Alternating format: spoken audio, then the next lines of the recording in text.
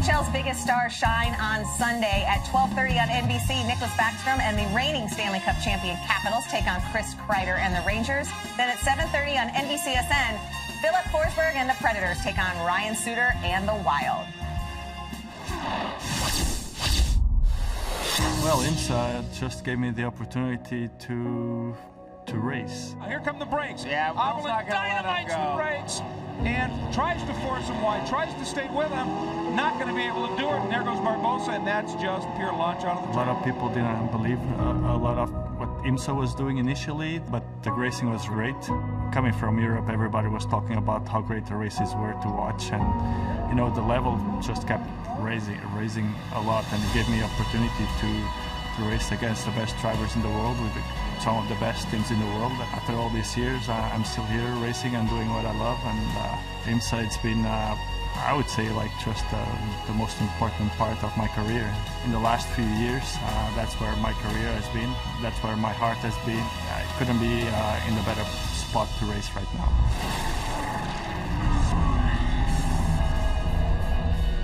Oh, we love that. So who is Joao Barbosa? The 43-year-old from Porto, Portugal, got his start in karts, but became a fixture in the sports car world. He and his Portuguese-speaking band of brothers, including Brazil's Christian Fittipaldi, won last year's Rolex 24 for Cadillac. There you see some of his numbers, a champion of sports car, and he joins us now here in the studio. Thank you for coming in. I know last month's 24-hour race didn't go according to plan. Sebring right around the corner. So give us an update, kind of what you've been doing the last month since we last saw you in Daytona. Well, there was a lot to fix after Daytona. We were really a typical race for Action Express. The Cadillac usually runs super strong, and unfortunately we had a electronic problem with the car within 4 hours of the race. So we lost 15 laps right away. So we were just driving around to finish the race and get the most points we can, because it's a long race. These points doesn't mean anything. Usually you go to the 24 for the watch and to win the race, but it's important on a long run for the championship. So we just did the best we can to get to the end. So, I mean, really talking about Daytona and how different it is as a 24-hour race, what's the differences knowing it's just a 12-hour race at Sebring, but that place being so rough, it's technical, it's hard, I think, physically to even drive the racetrack. So as a race team, as a driver to prepare for it, what are the biggest differences that you have to fight going into Sebring? I mean, usually people say that if you last 12 hours in Sebring, you last 24 hours anywhere else. So, I mean, the preparation of the car needs to be spot on. It's a very bumpy track, very challenging. Also for the driver, you know, not only physically, but mentally, because you go through the dark, you get like the bumps, you get starts playing with your head a little bit, and then you have really tough competition for 12 hours. So it's going to be a great race. Last year, we had a really good Rolex 24. We won the race. We had a terrible Sebring 12-hour race. So this year, we had a not-so-good 24, so hopefully we'll catch up on Sebring. Well, I notice you're wearing the right watch right now. Is that one of the Rolexes from Daytona? Of course, right? Of course. So, you know, one thing I noticed in that piece we saw at the beginning is how many different sports cars you've driven over the years. I mean, right now, these DPIs, they were really fast at Daytona. We're setting some records. I mean, how do these cars compare to the things you've driven over the years in sports cars? And are we in a golden era speed-wise for these? I think so. I mean, these cars are the most technological advanced that there been in IMSA right now. I mean, they're very fast. Very reliable as well, but the problem with these cars is you cannot race them as hard as you could do in the old Grand Am days. They're a lot more aero sensitive, so everything that happens in the car, if you break a little piston, it makes a big difference. In the old days, you could race really hard, bump a little bit, like AJ been there, so and so we could race a very different way. And now it's like we were talking about before, like aero, it's very important, so it's very difficult to get really close to the guy in front. So the race strategy has changed quite a bit. Are they more physically demanding at all?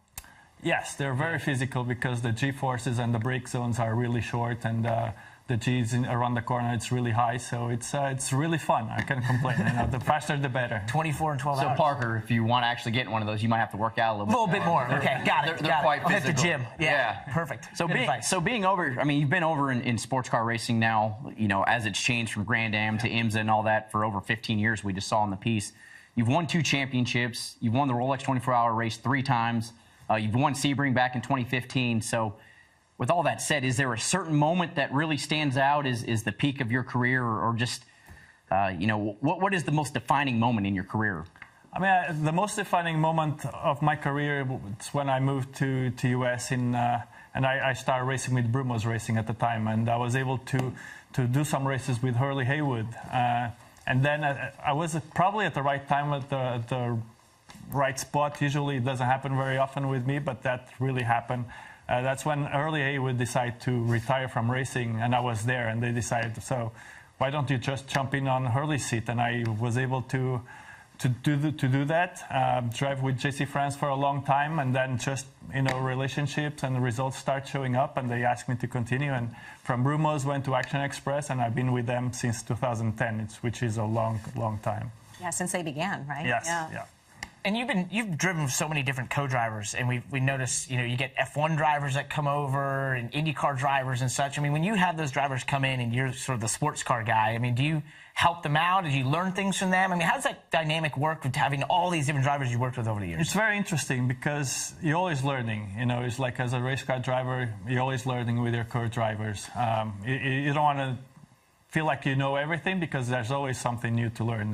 Different cars bring different experience to the car, and you can always catch up on that. So, but it's very difficult, very different to see Formula One drivers that they're very selfish and they just drive for themselves. Yeah. When they have to share the car with the two other guys, driver changes and make sure the car runs for 24 hours and not just an hour and a half. So it's a very different mentality, and I can help them with that, and they can help me with their experience from Formula One, and I know their method of working and braking and all that stuff. We're always learning. So that's what it's like doing TV with AJ. He's very selfish. Well, on the teammate aspect, the good thing, I mean, they're not in the car at the same time, but you did have a passenger with you in the car at the same time. Yes. At one point, yeah. And that got really interesting. You took your wife in a 2-series was a prototype? Yeah, it was the prototype, yes. Back a few years ago, was really funny experience. I think it was like maybe 7 years ago or something like that, and people still talk to me about that. Every race I go to,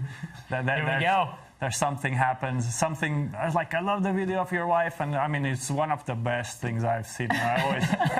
And my wife likes to talk, and she talks a lot, and she couldn't talk for like a day. So we're going to listen and see if we can hear her reaction. So are you being hard on her at this point, or? I didn't take it super easy. I mean, we still hit 186 miles an hour on the streets. Wow. So it was Daytona. This was a Daytona racetrack, so it was pretty fun. And that was like coming really close to the wall on the NASCAR 1, 2, 3, 4. So just to give him give her a good idea of how the wall would be, Yeah. But it was like I was still pushing like 80%. I know the car wasn't the fastest one, but I was still pushing the car a little bit. But she had no fun, Well, for folks at home, we do have her reaction, so we're going to go ahead and take you back to that moment.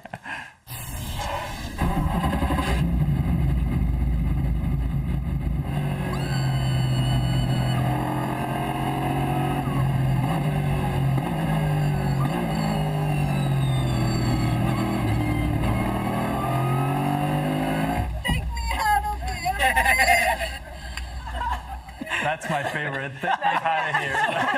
How long was it before she actually started talking to you again after that? It took like a full day. She was sick, and she had trouble sleeping, and she went through a rough time, but she got over it. So I love this. It was so funny. It was a great experience. And the funny thing is, like, she always asked me, I would love to go in the car with you just to see how it is. So I mean, it's not like I made her do it. So she asked me to do it, so it wasn't really my fault, but. It was really funny. I love the expression, take me out of here. It's like all hearts in the beginning, and then just, I'm done with this, let's get out. New respect for what you do. Yeah. And like you said, you continue to get asked about it. Yeah, today. every race, there's like always a few people that come and ask me about if I'm going to do a take 2 of that, but she's done with it. So what is a more common question, that or how do you pronounce your first name? How did we, Joao? How did we do? You're getting close. I know you said you always say you're close, but. Yeah, it's. I mean, people say it all kinds of ways, and it's been going on since forever. So it's. But in Portugal, or Brazil, a very common name. It's a very common name. But I guess like the pronunciation is really hard. Yeah, we did a little research. So. Here are some other Joaos. Interesting. Yeah, you have. I mean, all sports. So yeah, it seems like there's a really famous poker player that has exactly my first and last name, so I don't know. Wow, yeah. So I don't know how to play poker anyway, but it's... So there you go, some other famous Joaos. We have other sports, reality YouTube television. blogger. I don't You're know what basically a that YouTube is. star as well, so Yeah, that's true. we should have you up there with him. This is why I shortened my last name just to Dinger, because I couldn't pronounce it anyway. Nobody could, so The same way. I get it. Well, Hard for thank you. Yeah, unpronounceable. thanks for coming in, spending some time with us. great Best to of be luck here. at Thanks for Sebring having and the me. rest of the Yeah. season. Definitely. Awesome. It was awesome to be here. Thank you, Joao Barbosa. You can watch him at Sebring right here on the NBC platforms, NBCSN, the IMSA season. Coming up, we will shift gears back to NASCAR. Why are drivers using aggressive and insane? And these two aren't the only ones doing it. We're talking about a race setup they've yet to use at Vegas, and what do ducks have to do with it?